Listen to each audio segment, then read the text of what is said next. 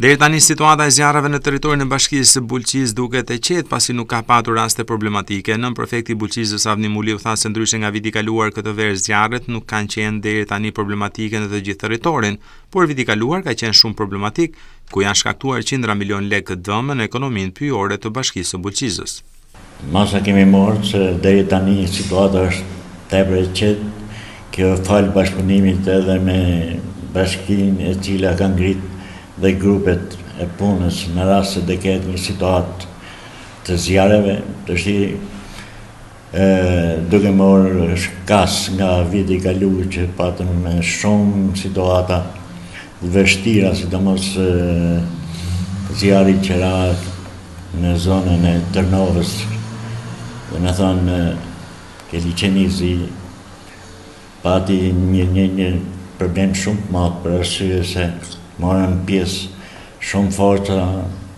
zjarri doli jashtë kontrollit, duke qenë dhe i distanca largët nga qyteti deri në objekt ose deri në vend ngjarje. Aktivizimi bëhej gjatë ditës si vite ora 10 deri në darkë, pastaj duke sigur e humbta tempin, po prap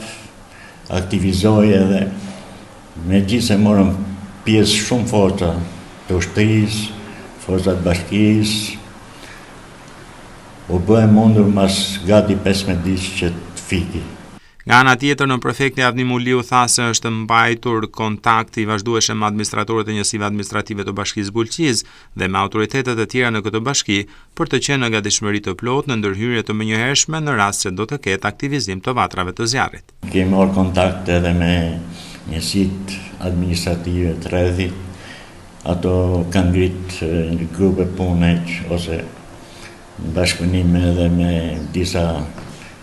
banorë që dhe jenë gatshëm për një situatë që mund të ndodhë. Dhe